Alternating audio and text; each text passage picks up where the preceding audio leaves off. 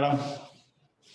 I mean, I suppose after the red card early in the second half, you probably take that point, wouldn't you? How do you view it?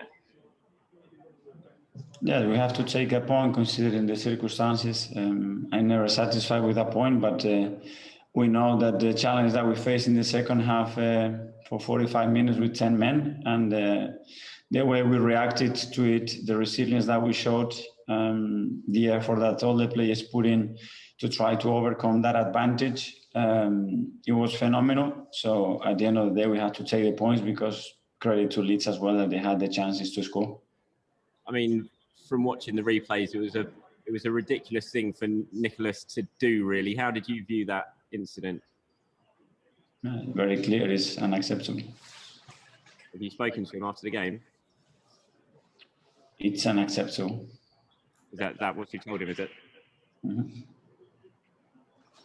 What about Bukayo Saka at the end there? Was it how bad was that injury? Yeah, he was in pain. We don't know. We're going to have to assess with the medical staff how bad it is, but it looked a pretty bad challenge, and he was in pain, so we decided to take him out straight away. Okay, thanks, Mikel. Thanks, Charles. We'll move on to Simon Collins from Evening Standard. Hi, Mikel. Hi.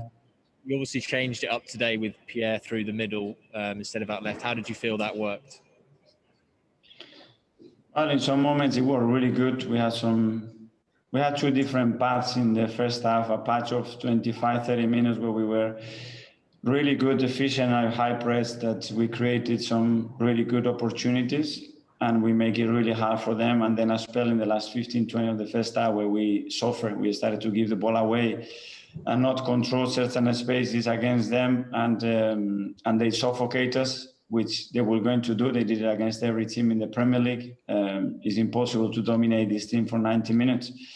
And then in the second half, when you hope that you're going to get things adjusted and better, we go to 10 men, and then obviously it's a mountain to climb. When you're going through these tough times as a team in front of goal, does it stress even more how important the defence needs to be, that you need to be solid at the back?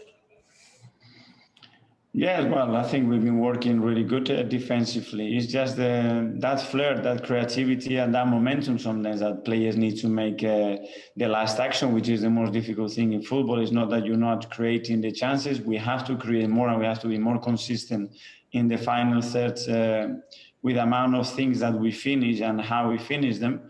But it will come, and the reality as well is we haven't had, to be fair, much continuity in a lot of the players for various reasons, which is very important to get the understanding right with them. And last one, can I just check with Willian at halftime, was that purely tactical or was there any injury there? No, he was feeling something muscular as well, and we had to take him off. Thank you. Thanks. Thanks, Simon. We'll go to Tim Thornton, please.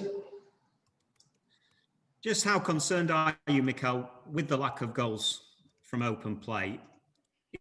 Is it something that's worrying you at the moment, or do you feel the solution lies within? No, it worries me. Obviously, we need goals, and we need a lot of goals to win football matches and be the top team that we want to do. Without that, it's impossible. It doesn't matter how good we are defensively.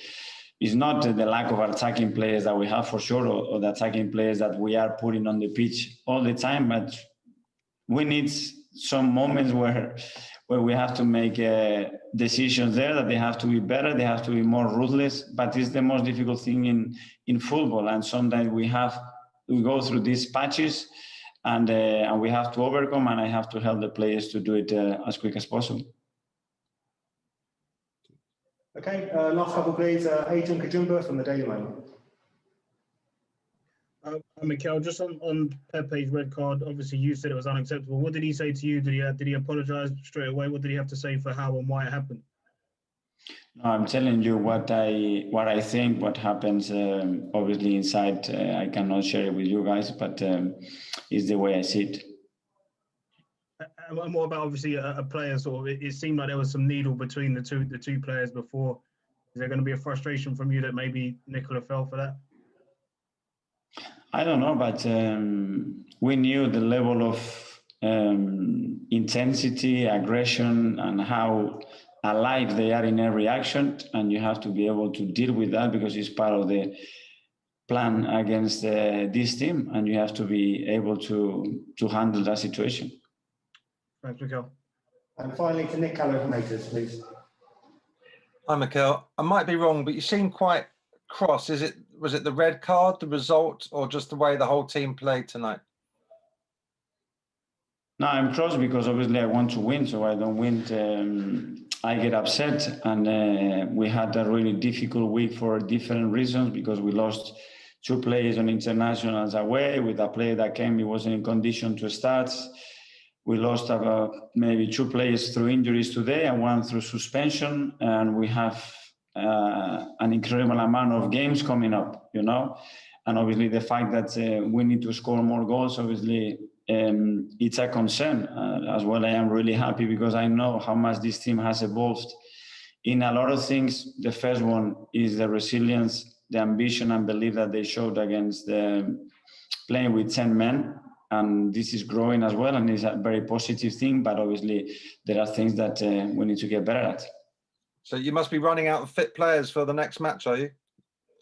We will see what happens in the next few hours. But yeah, we will put a team there to compete the way we do. We know, and every team is going to face challenges with the amount of fixtures that we have.